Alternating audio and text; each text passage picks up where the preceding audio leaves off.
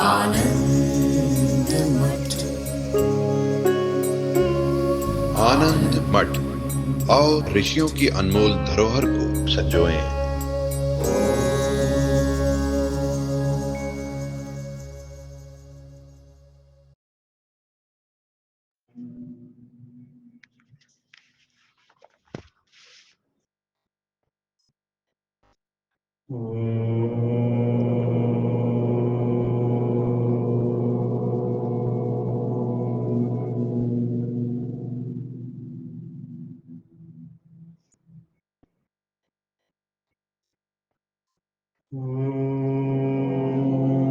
भद्रं कर्णेभिः शृणुयाम देवाः। भद्रं पश्येमाक्षभिर्यजत्राः। स्थिरैरङ्गैस्तुष्टुवागुंसस्तनूभिः व्यशेम देवहितं यदायुः। स्वस्ति न इन्द्रो वृद्धश्रवाः। स्वस्ति न पूषा विश्ववेदाः। स्वस्ति नस्तार्क्ष्यो अरिष्टनेमिः। स्वस्ति नो बृहस्पतिर्दधातु। ॐ शान्ति शान्तिः शान्तिः।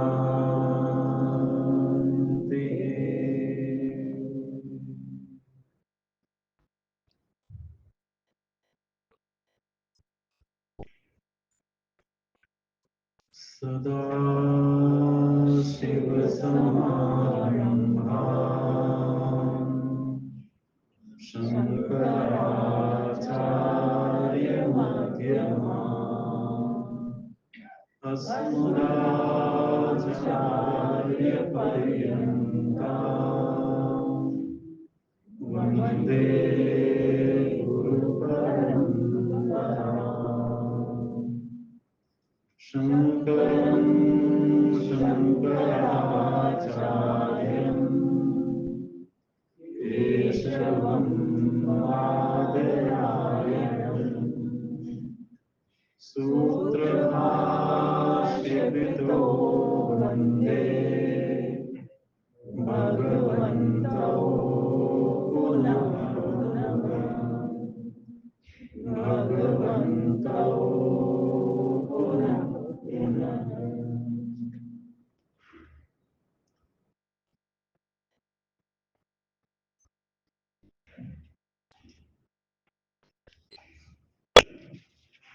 नमः श्री शंकरानंद। नमः श्री शंकरानंद। गुरुपादाम्बुजन्मने गुरुपादाम्बुजन्मने सविलास महामोह सविलास महामोह ग्राहग्रासैक कर्मणे ग्राहग्रासैक कर्मणि तत्पादाम्बुरुहद्वन्द्व तत्पादाम्बुरुहद्वन्द्व सेवा निर्मलचेतसाम् सेवा निर्मलचेतसाम् सुखबोधाय तत्त्वस्य सुखबोधाय तत्त्वस्य विवेकोऽयं विधीयते। विवेकोऽयं विधीयते।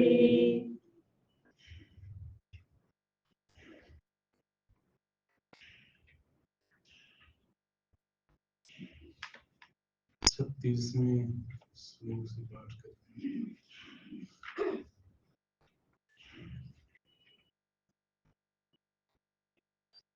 कारणे सत्त्वमानन्द कारणे सत्त्वमानन्द यो मोदादिवृत्तिषु व्योमोदादिवृत्तिभिः तत्तत्कोशैस्तु तादात्म्यात् तत्तत्कोशैस्तु तादात्म्यात् आत्मा तत्तन्मयो भवेत् आत्मा तत्तन्मयो भवेत् अन्वयव्यतिरेकाभ्याम् अन्वयव्यतिरेकाभ्याम् पञ्चकोशविवेकतः पञ्चकोशविवेकतः स्वात्मानं तत उद्धृत्य स्वात्मानं तत् उद्धृत्य परं ब्रह्म प्रपद्यते परं ब्रह्म प्रपद्यते अभाने स्थूलदेहस्य अभाने स्थूलदेहस्य स्वप्ने यद्भानमात्मनः स्वप्ने यद्भानमात्मनः सोऽन्वयो व्यतिरेकः सो- सोऽन्वयो व्यतिरेकस्तत् सोऽन्वयो व्यतिरेकस्तद् भाने ज्ञानवभासनम् भाने ज्ञानभासनम् लिङ्गाभाने सुसुप्तौ स्यात् लिङ्गाभाने सुषुप्तौ स्यात् आत्मनो भानमन्वयः आत्मनो मानमन्वयः व्यतिरेकस्तु तद्भाने व्यतिरेकस्तु तद्भाने लिङ्गस्याभानमुच्यते लिङ्गस्याभानमुच्यते तद्विवेकाद्विविक्ता स्युः तद्विवेकाद्विविक्ता स्युः कोशा प्राणमयो धियः कोशा प्राणमनोधियः ते हि तत्र गुणावस्था ते हि तत्र गुणावस्था अभेदमात्रात् पृथक् कृताः अभेदमात्रात् पृथक्कृताः सुषुप्त्यभाने भान्तु सुषुप्त्यमाने भानं तु समाधावात्मनोऽन्वयः समाधावात्मनोऽन्वयः व्यतिरेकस्त्वात्मभाने व्यतिरेकस्त्वात्मानि सुसुप्त्यनवभासनम् सुषुप्त्यनवभासनम् यथा मुञ्जादिशि कैवम् यथा मुञ्जादिशिकेवम् आत्मा युक्त्या समुद्धृतः आत्मा युक्त्या समुद्धृतः शरीरत्रितयाद्धीरैः शरीरकृत्याधीरैः परं ब्रह्मैव जायते परं ब्रह्मैव जायते परापरात्मनोरेवम् परापरात्मनोरेवम् युक्त्या सम्भावितैकता युक्त्या सम्भावितैकता तत्त्वमस्यादिवाक्यैः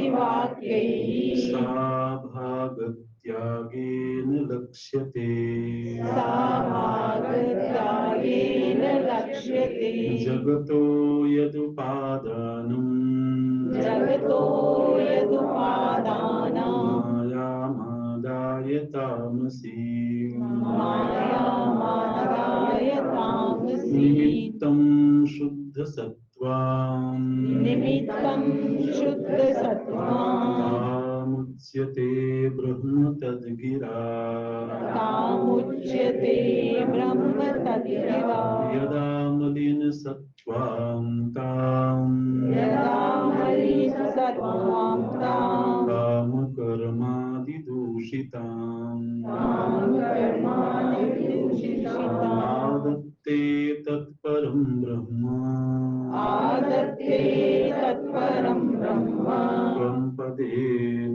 तदोच्यते त्वं पदेन तदोच्यते त्रितयीमपि तां मुक्त्वा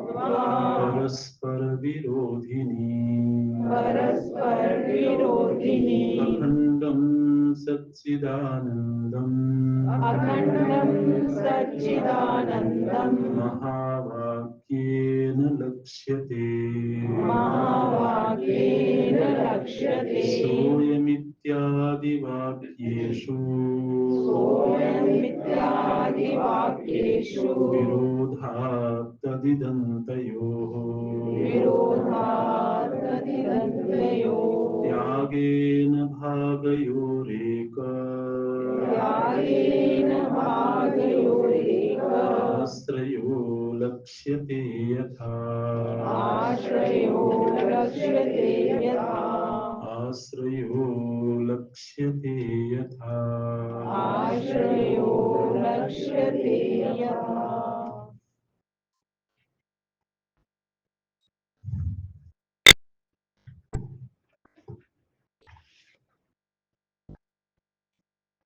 वेदांत में चिंतन की एक प्रक्रिया है, उसको बोलते हैं अन्वय व्यतिरेक प्रक्रिया। अन्वय व्यतिरेकाभ्याम निष्प्रपंचो प्रपंच्यते, ऐसे कहा जाता है वेदांतों में। अन्वय व्यतिरेक, ये कुछ लोगों के लिए ये शब्द नया हो सकता है। जो लोग दीर्घ काल से अभ्यास कर रहे होंगे उनके लिए परिचित होगा ये शब्द। किस काल में किसका अन्वय रहता है और किसका व्यतिरेक हो जाता है। अन्वय का अर्थ है साथ साथ चलना।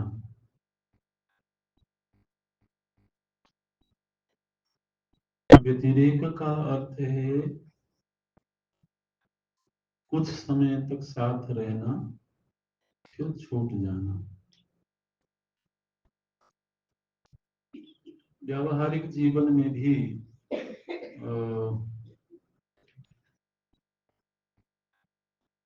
हमें वही व्यक्ति ज्यादा आत्मीय होता है जो साथ साथ चलता है, या जो साथ साथ चलता है वही आत्मीय होता है। हमारे करीब, हमारे समीप कौन है जो दीर्घ काल तक साथ रहता है।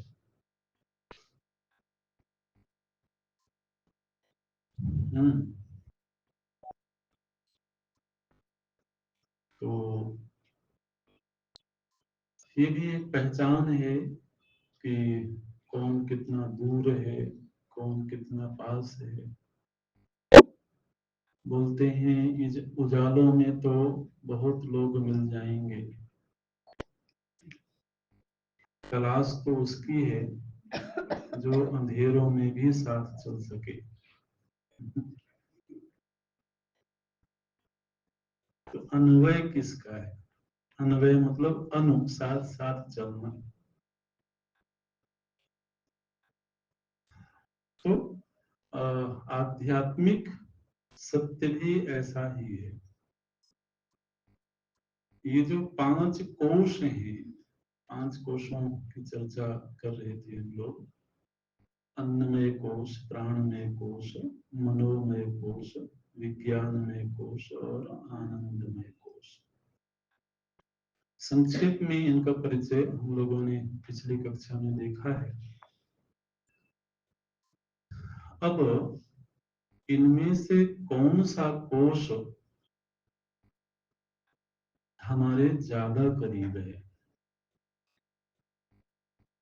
हमको सभी कोश एक ही व्यक्तित्व के अवयव मालूम पड़ते हैं,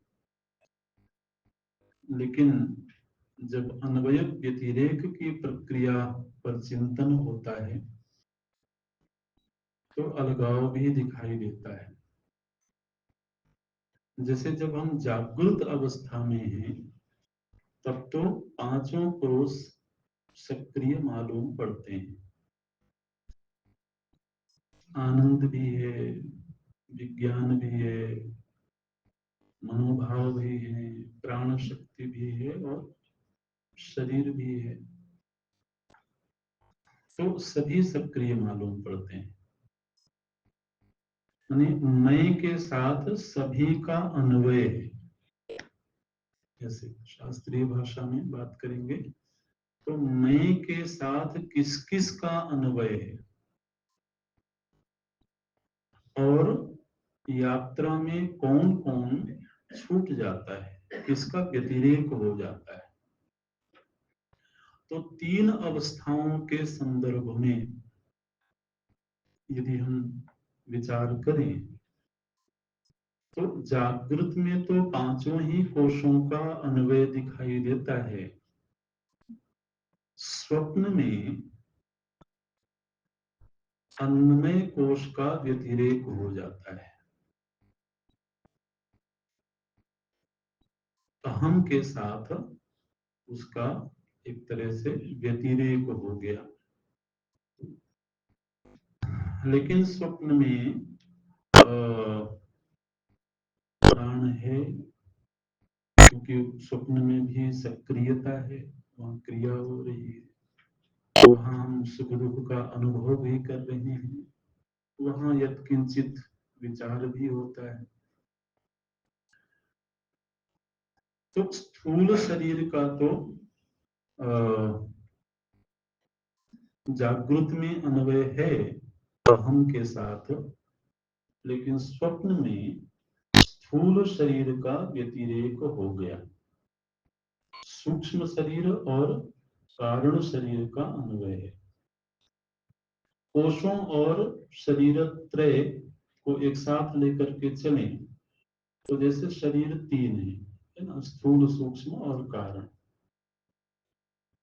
कोशों का इनके साथ में अगर मेल किया जाए तो स्थूल शरीर माने अन्नमय कोश।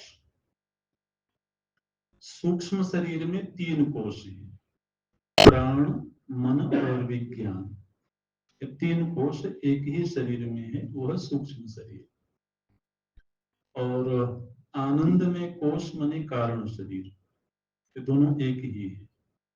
कोश की भाषा में आनंद में कोश बोलते हैं, शरीर की भाषा में उसी को कारण शरीर बोलते हैं। तो स्वप्न में अन्नमय कोश अर्थात स्थूल शरीर का व्यतिरेक हो गया। स्वप्न से जब सुषुप्ति में गए तो सुषुप्ति पूर्ण रूप से कारण अवस्था है, कारण शरीर की अवस्था है। तो वहां फिर सूक्ष्म शरीर का व्यतिरेक हो गया। वहां हमें शक्ति का भान भी नहीं है। शक्ति का भान असल में सक्रियता में होता है। शक्ति तत्व हमेशा अनुमेय होता है। एक ये सिद्धांत हमको मालूम रहना चाहिए। शक्ति कभी भी प्रत्यक्ष का विषय नहीं होती है। शक्ति हमेशा अनुमित होती है और अनुमान होता है क्रिया से। जब कोई क्रिया होती है, हमारे पास में कितना बल है ये हम आंखों से देख नहीं सकते, दिखा नहीं सकते। कैसे पता लगेगा? जब हम कोई क्रिया करें, है ना, वजन उठाना हो, दौड़ना हो, कोई काम करना हो, तो उस क्रिया के जरिए शक्ति का अनुमान होता है। बोले मेरी शक्ति बहुत क्षीण हो गई, कैसे पता लगा? बोले सीढ़ी नहीं चढ़ पा रहा हूं, है ना।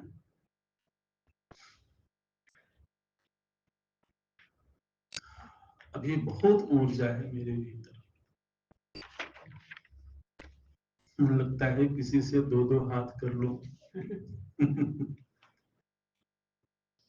शक्ति जब बढ़ती है ना, तो ऐसा भाव आता है, हमारे पुराणों में ऐसे प्रसंग हैं, कोई इतना शक्तिशाली हो गया कि उसको चैन नहीं पड़ती है जब तक कोई युद्ध करने वाला न मिल जाए।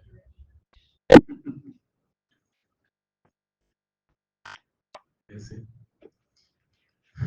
तो शक्ति का अनुमान क्रिया से होता है। सुषुप्ति में चूंकि निष्क्रियता है, इसलिए वहां शक्ति का अन्वय नहीं दिखाई देता है, वहां मनोभाव का अन्वय नहीं दिखाई देता है, और विचार का भी अन्वय नहीं दिखाई देता है। लेकिन साक्षी है, साक्षी का व्यतिरेक न तो जागृत अवस्था में हो रहा है, न स्वप्न अवस्था में हो रहा है, और न ही सुषुप्ति में हो रहा है। अहम के साथ जो साक्षी नाम का तत्व है, उसका व्यतिरेक नहीं हो रहा है। तो सुषुप्ति अवस्था में स्थूल और सूक्ष्म इन दो शरीरों का व्यतिरेक हो गया, लेकिन कारण शरीर है वहां पर, कारण शरीर का अन्वय है। कारण शरीर अज्ञान रूप होता है, अविद्या रूप है, तो उसका अन्वय सुषुप्ति में भी दिखाई देता है। फिर किसी किसी योगी को दीर्घकालिक साधना के अभ्यास से एक चौथी अवस्था प्राप्त होती है, वह समाधि अवस्था है। समाधि अवस्था ऐसी अवस्था है जिसमें कि स्थूल शरीर का भी व्यतिरेक हो जाता है, सूक्ष्म शरीर का भी व्यतिरेक हो जाता है, और कारण शरीर का भी व्यतिरेक हो जाता है। समाधि सुषुप्तिवत है, लेकिन सुषुप्ति ही नहीं है। सुषुप्ति तो पूरी तरह से अज्ञान की अवस्था है, जबकि समाधि में ज्ञान है, हालांकि वहां कोई क्रिया नहीं है। तो इसलिए समाधि में फिर पांचों कोशों का व्यतिरेक हो जाता है, लेकिन साक्षी का व्यतिरेक नहीं होता।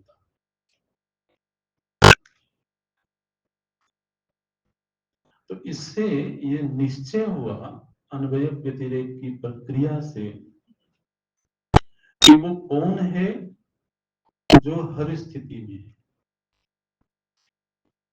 और जो हर स्थिति में हर अवस्था में होगा वही अपना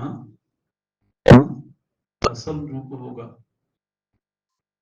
क्योंकि हमने तो शरीर को भी अपना आपा माना हुआ है, सूक्ष्म शरीर को भी अपना आपा माना है, लेकिन हमारे रहने पर भी ये हमसे छूट जाते हैं। तो जो छूट गया वो अपना आपा फिर कैसे रहा?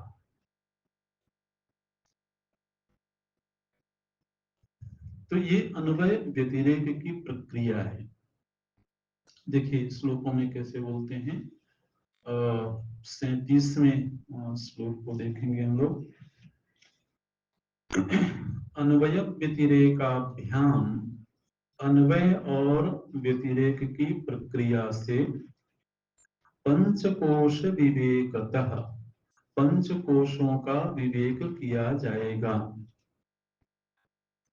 पंचकोश का विवेक करने से क्या होगा? बोले स्वात्मानं तत् उद्धृत्य, स्वयं की आत्मा से उनको छुड़ा करके, उद्धृत्य माने अलग करके, अथवा आत्मा को उन कोशों से निकाल करके परम ब्रह्म प्रपद्यते, परम ब्रह्मता को प्राप्त हो जाते हैं। परब्रह्म को प्राप्त करने की एक प्रक्रिया है अन्वय व्यतिरेक की प्रक्रिया से पंच कोशों से आत्मा को पृथक कर लेना। जैसे दृष्टांत हम लोगों ने देखा मुंजाद इशी का, है ना, मुंजा घास से जैसे इशिका को निकाल दिया जाता है, इसी तरह से पंच कोशों से आत्म वस्तु को निकालना। अब ये कोई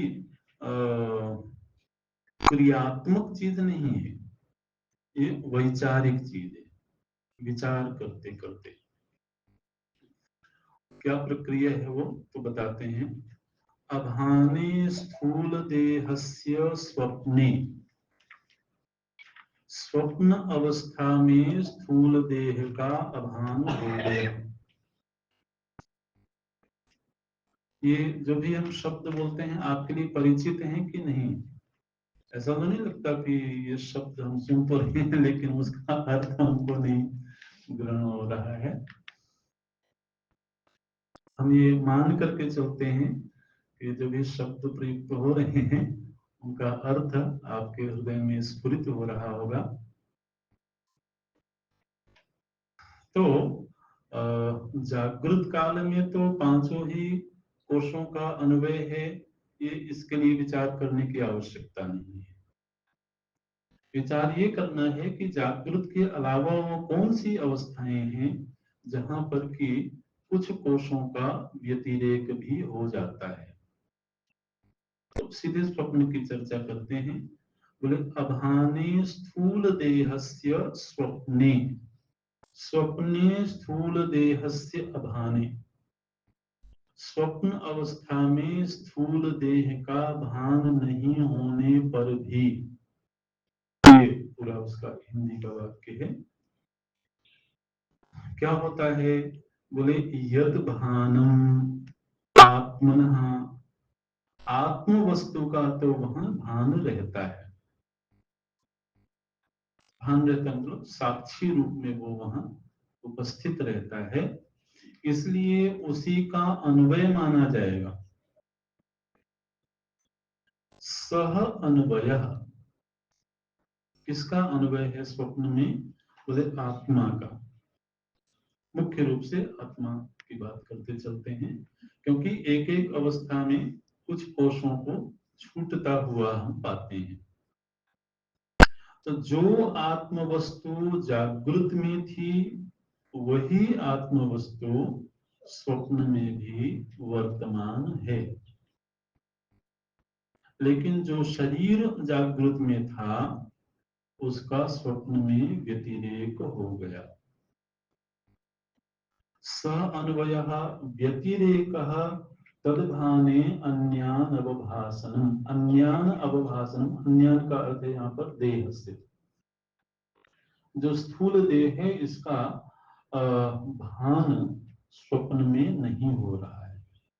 तो जिसका भान नहीं हो रहा है उसको माना जाएगा कि उसका व्यतिरेक हो गया, उसका अलगाव हो गया।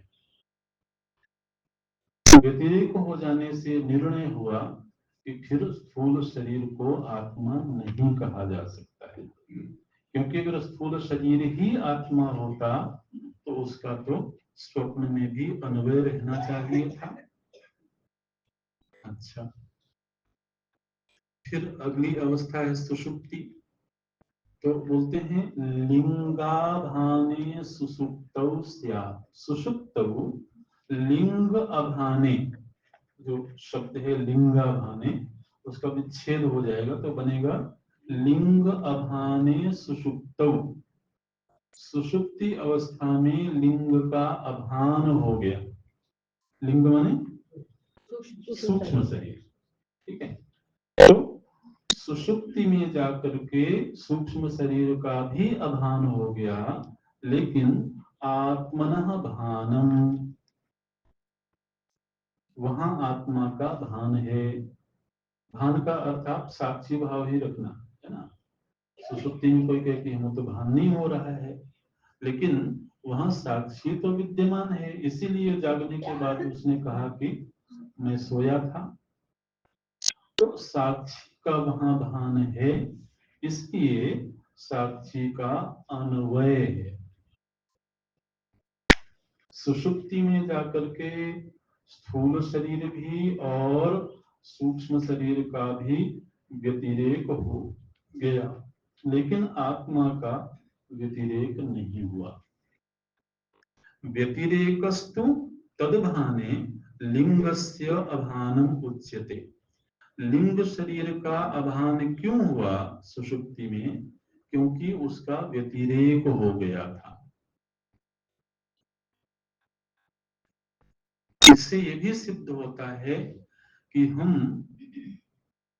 हमेशा ही इन शरीरों के साथ नहीं रहते हैं। हमारे नित्य प्रति की दिनचर्या में हम इन शरीरों को छोड़ते भी हैं।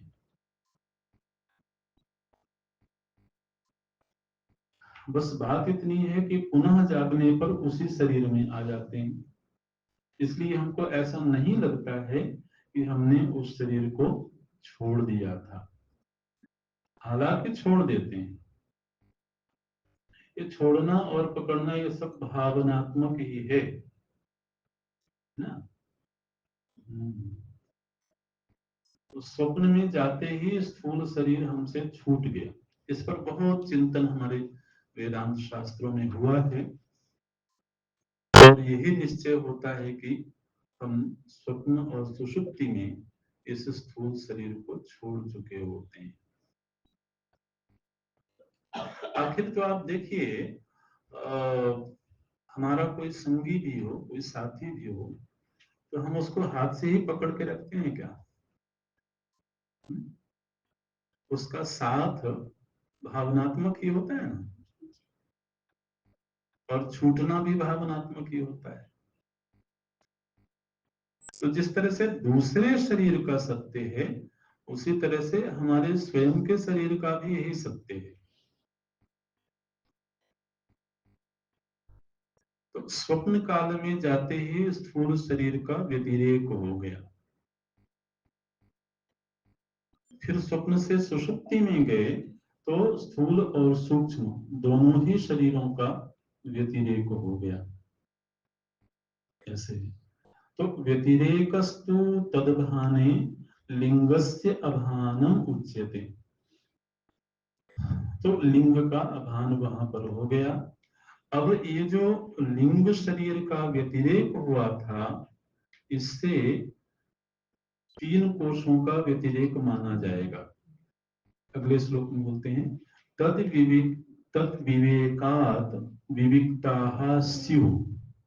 सुषुप्ति का विवेक करने पर अथवा लिंग शरीर का व्यतिरेक हो गया है ऐसा विवेक करने पर क्या निश्चय हुआ? बोले स्युः कोशाः प्राण मनो धिय। प्राण में कोश, मनो में कोश और धिय माने विज्ञान में कोश। तो इन तीनों कोशों का भी व्यतिरेक हो गया सुषुप्ति में जाने पर। और ये तीन कोश के रूप में क्यों पहचाने जाते हैं? इनको एक ही क्यों न कह दिया जाए? क्योंकि ये असल में गुण भेद से इनमें भेद मालूम पड़ता है। जैसे जो प्राण हैं और कर्मेंद्रिय हैं वो रजोगुण प्रधान है ना। जो मनोमय कोश है अथवा विज्ञानमय कोश है वो सत्वगुण प्रधान है। तो गुणों के भेद से इनमें भेद है, ये बोलते हैं। ते ही तत्र गुणावस्था भेद मात्रा पृथक कृताः। गुणों की अवस्था से ही इन कोशों में भेद मालूम पड़ता है। वस्तुतः वह सूक्ष्म शरीर के ही अवयव है। इसलिए सुषुप्ति में कोशत्रय का व्यतिरेक हो गया। तो चार कोशों का व्यतिरेक हो गया, स्थूल का, सूक्ष्म का, अन्नमय कोश, प्राणमय कोश, मनोमय कोश और विज्ञानमय कोश।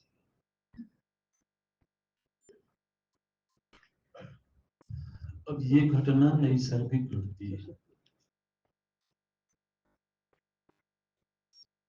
प्रकृति की व्यवस्था के अनुसार सहज ही घटती है कि हम कोषों के साथ रहते भी हैं और कोष छूट भी जाते हैं। लेकिन जब तक कारण शरीर रहेगा तब तक इनका आत्यंतिक व्यतिरेक नहीं होगा, क्योंकि कारण शरीर के रहने से वो पुनः अवस्था परिवर्तन होने पर उन्हीं कोषों में आ जाता है। तो आगे बोलते हैं सुषुप्ति अभाने भानं तु समाधौ आत्मनः अन्वयः। समाधौ मुख्य शब्द ये समाधौ मतलब समाधि में आत्मनः अन्वयः। समाधि अवस्था में आत्मा का तो अन्वय है, लेकिन सुषुप्ति का अभान है।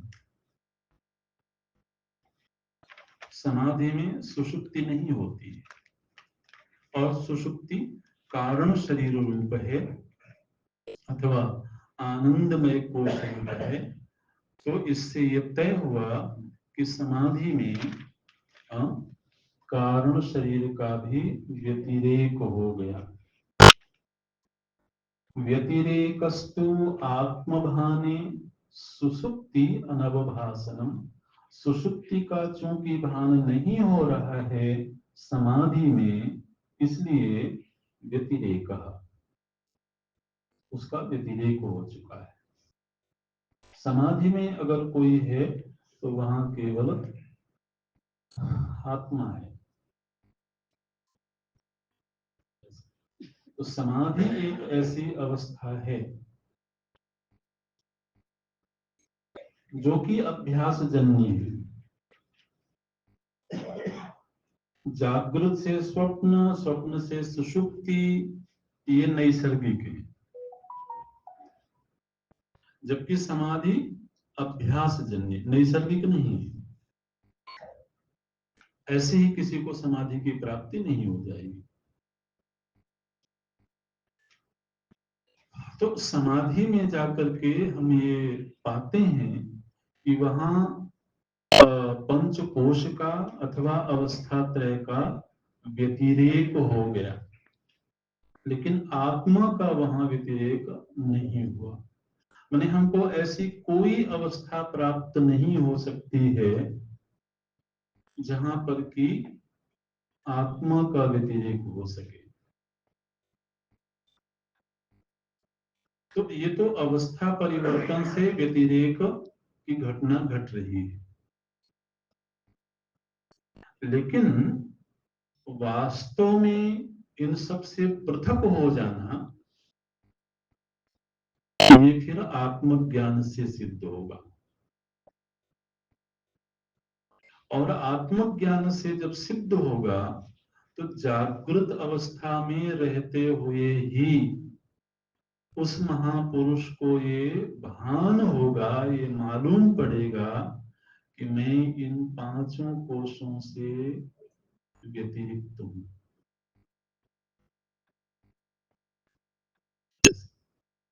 तो ये एक विवेक बताया गया कि ऐसा होता है। जो हमने अपने अस्तित्व को कोशों से ही जोड़ रखा है, हमें ऐसा लगता ही नहीं है कि कोशों के बिना भी मेरा कोई अस्तित्व है, मेरी कोई पहचान है। तो बताते हैं कि ऐसा नहीं है। बिना तत्व ज्ञान के भी केवल अवस्थाओं पर विचार करके तुम इस निश्चय पर पहुंच सकते हो कि इन कोशों के व्यतिरेक हो जाने पर भी तुम्हारा अस्तित्व बना हुआ है। तो जिसका हमारे साथ अखंड अन्वय है, जिसका किसी भी दशा में व्यतिरेक नहीं हो सकता है, उसी को आत्मा होना चाहिए। आत्म वस्तु की खोज की पद्धति है ना, तो खोज का एक तरीका ये है कि वो कौन है जिसका कभी भी व्यतिरेक नहीं होता है, और अनात्म वस्तु वो है जिसका व्यतिरेक हो जाता है। तो आत्मा और अनात्मा, इनका वर्गीकरण करने के लिए, इनको पृथक पृथक करने के लिए एक ये अन्वय व्यतिरेक की प्रक्रिया वेदांतों में वर्णित है। अवस्थाओं के विवेक से हम कम से कम बौद्धिक रूप से इस निश्चय पर पहुंच सकते हैं कि पंचकोशों के व्यतिरेक हो जाने पर भी मेरा अस्तित्व है। अच्छा, इन अवस्थाओं के अलावा दो अवस्थाएं और होती हैं, दो या एक मान सकते हैं, एक जन्म और दूसरा मृत्यु। तो जन्म और मृत्यु ये ऐसी अवस्थाएं हैं जिनमें कि स्थूल शरीर का तो आत्यंतिक व्यतिरेक हो जाता है। जैसे मृत्यु हुई तो मृत्यु काल में क्या हुआ, जो अन्नमय कोश है उसका पूरी तरह से व्यतिरेक हो गया, छूट गया। लेकिन सूक्ष्म शरीर और कारण शरीर का व्यतिरेक नहीं होता है।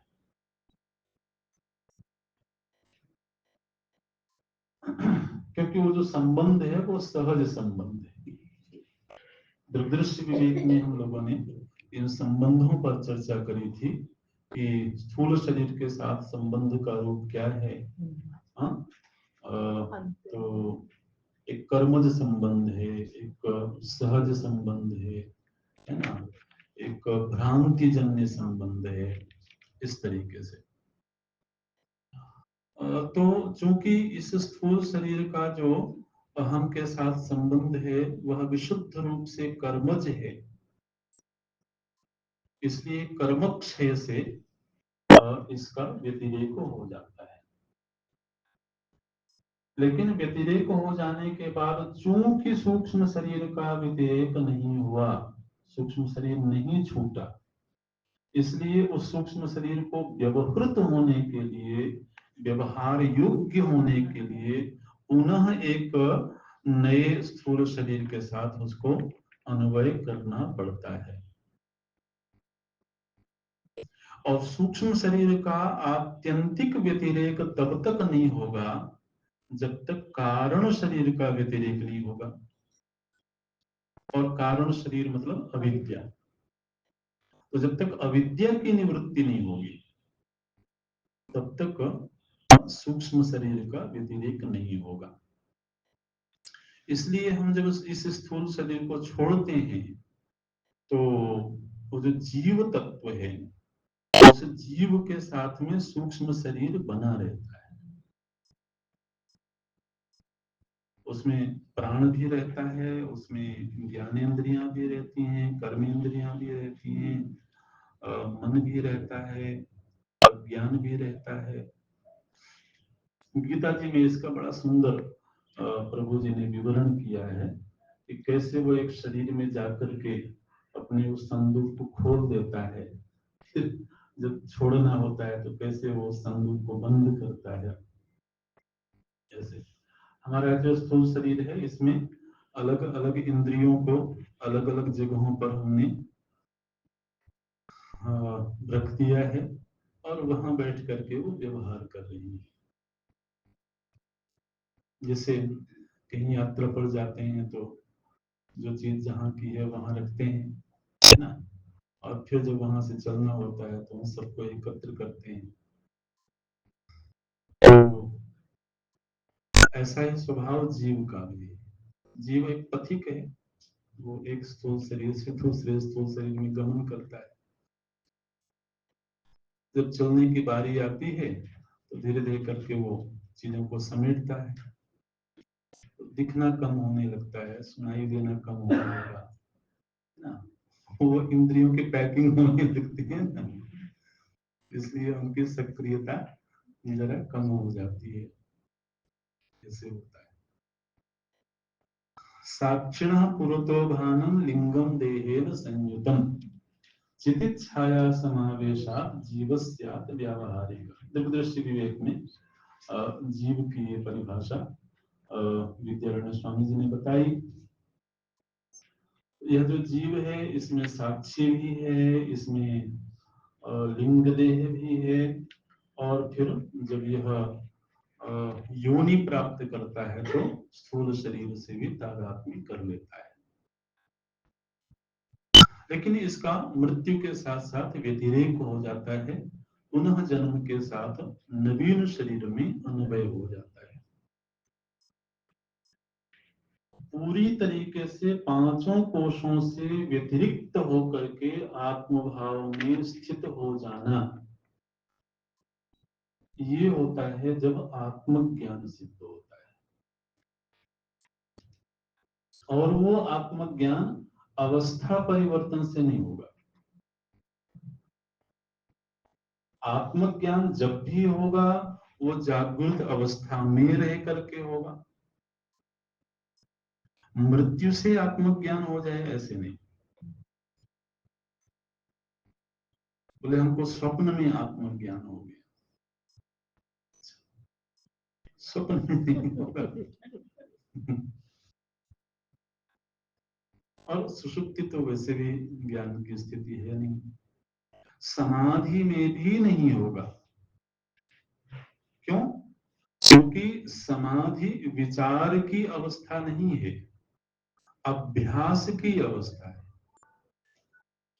तो अभ्यास से हम जिस स्थिति को प्राप्त करते हैं उस स्थिति में परिवर्तन भी हो जाता है।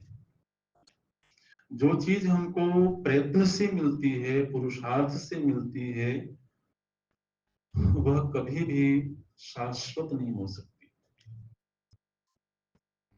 इसलिए समाधि में गए हुए महापुरुष पुनः व्यवहार में आते हैं और उनको केवल समाधि में चले जाने मात्र से आत्मज्ञान नहीं घटता है। ऐसे तो ये जो अन्वय व्यतिरेक की प्रक्रिया है 42वें श्लोक में इसको संपन्न करते हैं। यथा मुंजात इशिकैवम् आत्मा युक्त्या समुद्धृत्य, जिस तरह से मुंजा घास से इशिका को बड़े तरीके से निकाला जाता है, ठीक ऐसे ही युक्त्या, युक्त्या माने विचार करके, चिंतन करके। घास को निकालने में तो शारीरिक प्रयत्न था, लेकिन आत्म वस्तु को इन कोशों से निकालने की प्रक्रिया है युक्ति, चिंतन। और इस चिंतन से क्या घटना घटेगी? बोले शरीर त्रितयात, त्रितयात, ये तीन शरीर हैं, इनसे धीर, धीर बड़े धैर्य की आवश्यकता है। ये ऐसी प्रक्रिया है जो बहुत चंचलता में नहीं होगी, बहुत भावुकता में भी नहीं होगी।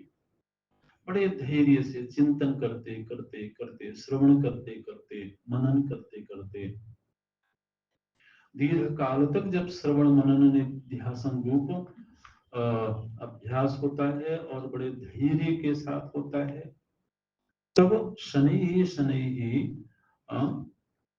आत्म वस्तु का इनसे व्यतिरेक होता है और तब जाकर के वह अपने ब्रह्म स्वरूप में स्थित हो जाता है। तो बोलते हैं शरीर त्रितया धीरैहि परम ब्रह्मैव जायते युक्त्या समुद्धृत्य, धीरैहि युक्त्या समुद्धृत्य, धीर पुरुष के द्वारा युक्ति का आश्रय लेकर के समुद्धृत्य, जब आत्मा को निकाल लिया इन तीनों शरीरों से अथवा पांचों कोशों से, उसके बाद क्या हुआ उसका? बोले परम ब्रह्म जायते, तो परम ब्रह्म स्वरूपता को उपलब्ध हो जाता है। तो ये एक अन्वय व्यतिरेक की प्रक्रिया हो गई। अवस्था त्रय विवेक आरंभ में देखा हम लोगों ने। फिर माया अथवा अविद्या की जो वंश परंपरा है उसका चिंतन हुआ, दूसरा विषय था। अगर अब तक के चिंतन में मुख्य मुख्य किन विषयों पर चिंतन हुआ है उसका अगर एक विहंगावलोकन करें तो मोटे तौर पर अवस्थात्रय विवेक करके संवित की एक निष्ठा का निश्चय हुआ। फिर दूसरा विवेक हुआ अविद्या का, जिसमें कि जीव से लेकर के समष्टि पर्यंत कैसे ये विस्तार होता है। और ये जो कोश हैं, ये कोश व्यष्टि में भी है और समष्टि में भी है। एक बार व्यष्टि में अगर इनका विवेक संपन्न हो जाएगा तो समष्टि में वो अपने आप ही संपन्न हो जाएगा। तभी वह जीव ब्रह्म रूपता को प्राप्त होगा। ये प्रश्न आया कि माना कि हमने अपने व्यष्टि शरीर में पंच कोशों से अपने आप को विविक्त कर लिया, तो ऐसा होने पर भी मैं आत्मा के रूप में अलग हो जाऊंगा ना, मुझमें ब्रह्मता की सिद्धि कैसे होगी? हमने विवेक करके यह जो शरीर है व्यष्टि शरीर है, स्थूल शरीर भी व्यष्टि है, सूक्ष्म शरीर भी व्यष्टि है और कारण अज्ञान भी मेरा ही है। ऐसा तो नहीं कि हमारे अज्ञान की निवृत्ति होने से समष्टि अज्ञान की निवृत्ति हो गई। अज्ञान अनेक है, हम लोगों ने पहले देखा है।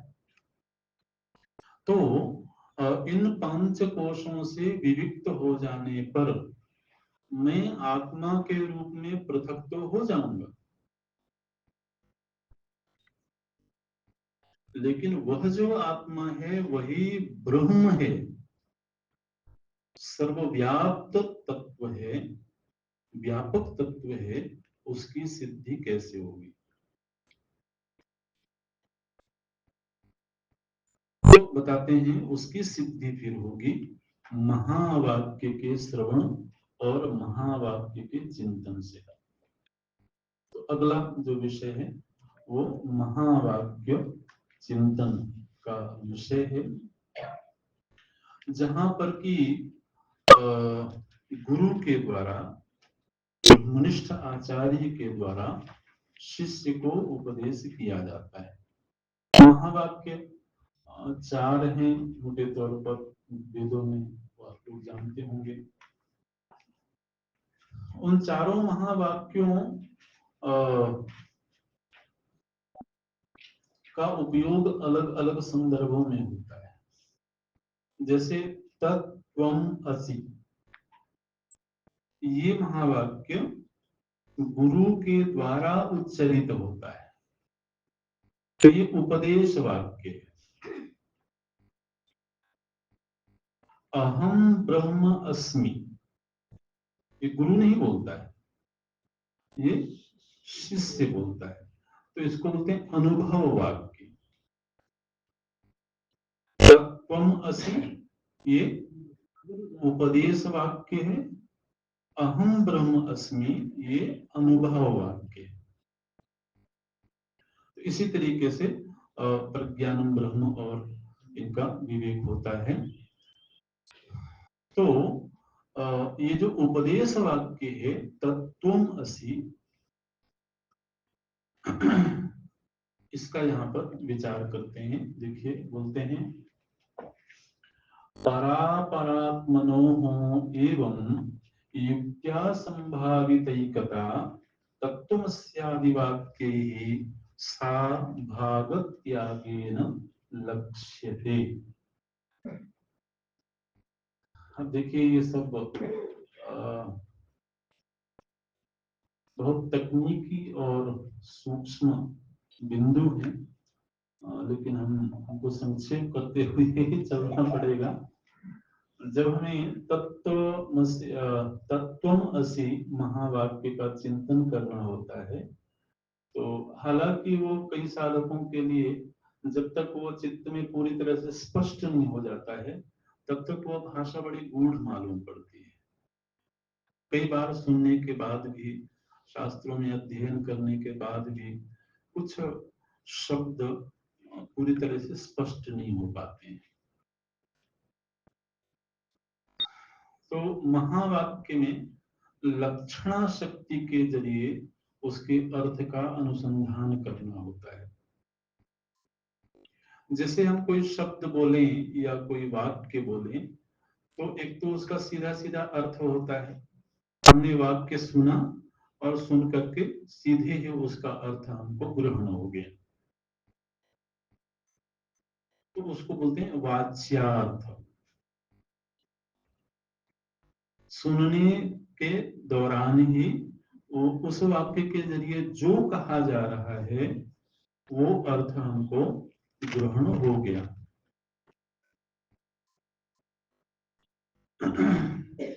लेकिन कोई कोई ऐसे वाक्य होते हैं जो जिस तरह से बोला जाता है वैसा ही उसका अर्थ नहीं होता है।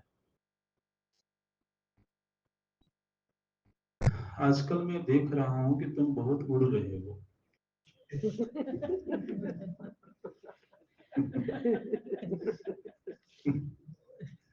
अच्छा,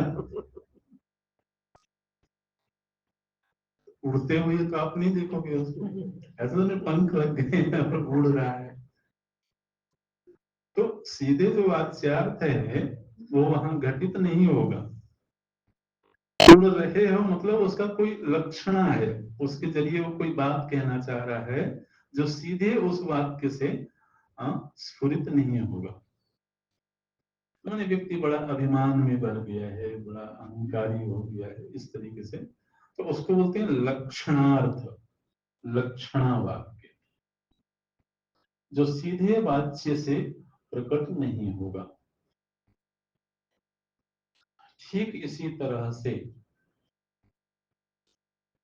ये जो तत्वम असि महावाक्य है, इसका सीधा सीधा वाच्यार्थ जो होता है वो घटित नहीं होता है, और यहीं पर समाज में गलतियां हो जाती हैं। क्या गलती हो जाती है? बोले कि देखो ये वेदांती लोग आदमी को ही ब्रह्म बना देते हैं। आदमी को ही ईश्वर बना देते हैं। अरे कभी कहीं कोई जीव ईश्वर हो सकता है? वो नादान सा एक व्यक्ति है, उसकी बहुत थोड़ी सी शक्तियां हैं, हाँ, और उसको आपने कह दिया कि तुम ब्रह्म हो जी।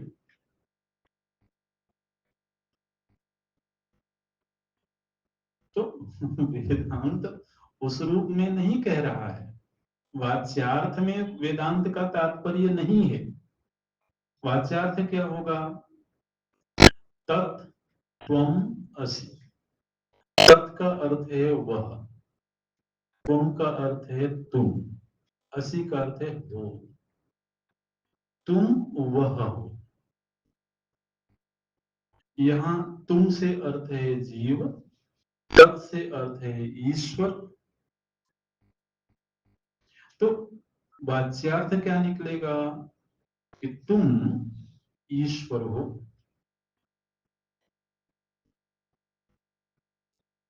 अब आप उसको रटाते रहिए।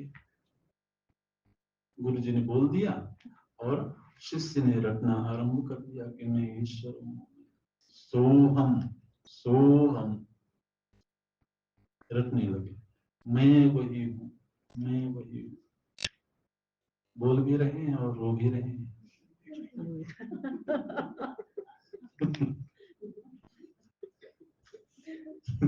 बोल भी रहे हैं और जिनीन भी बने हुए हैं। ईश्वर हो जाने की कल्पना भी कर रहे हैं और दरिद्र भी बने हुए हैं, भिखारी भी बने हुए हैं, असमर्थ भी बने हुए हैं। तो वाच्यार्थ में वेदांत का तात्पर्य ही नहीं है। वेदांत ये बिल्कुल नहीं कहना चाहता है कि ये जो हाड़ मांस का पुतला तुम मनुष्य बने बैठे हो वो ईश्वर है।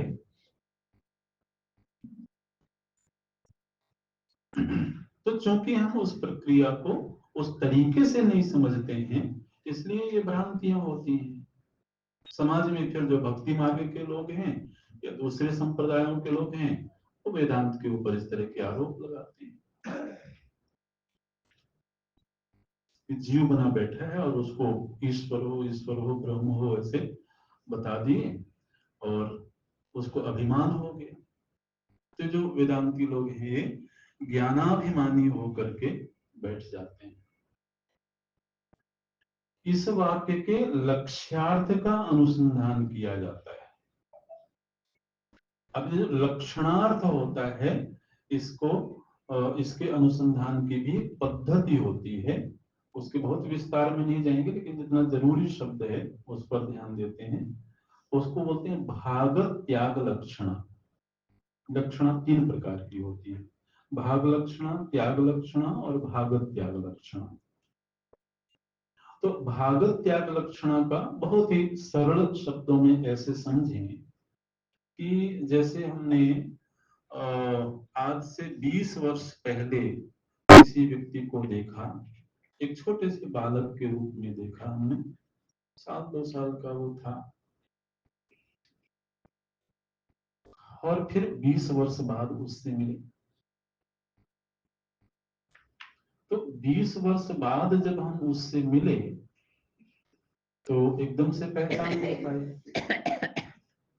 फिर बताया गया कि ये तो रामलाल है। तो हम क्या बोलते हैं, अच्छा तुम वही रामलाल हो जो इतने छोटे से थे।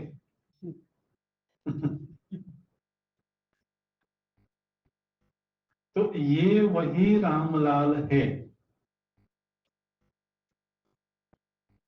वही तो इतना छोटा सा था, ये तो इतना बड़ा है।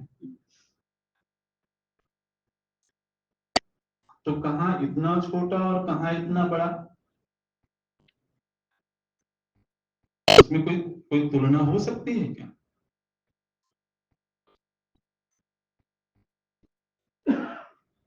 तो उसमें से कुछ अंश छोड़ना पड़ेगा।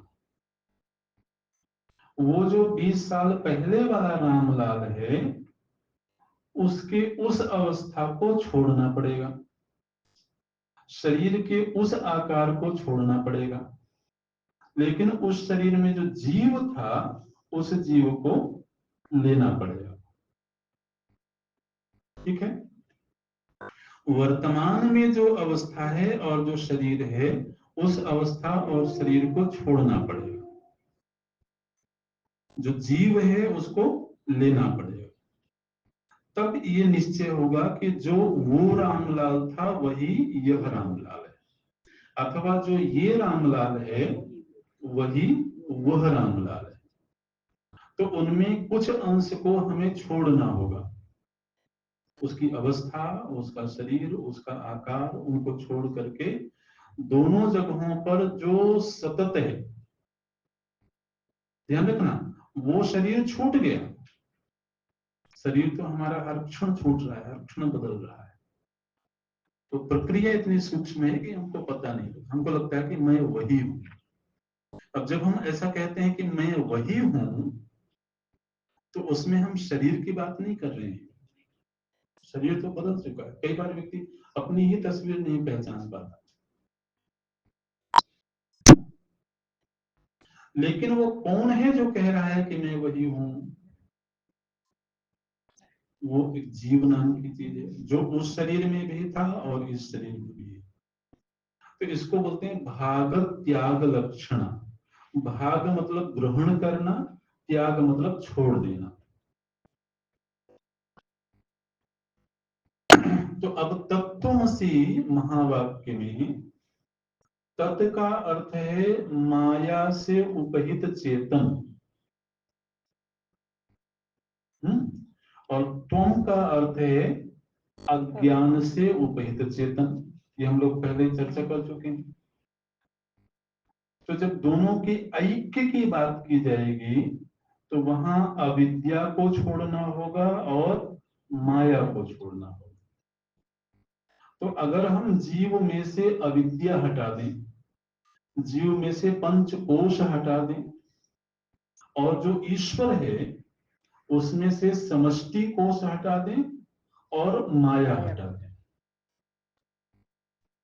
तो उस स्थिति में ईश्वर और जीव में कोई भेद नहीं रह जाएगा। कुछ थोड़ा समझ में आया? आप ऐसे समझ लीजिए कि जैसे मनुष्य के रूप में ब्रह्म की बाल्यावस्था है,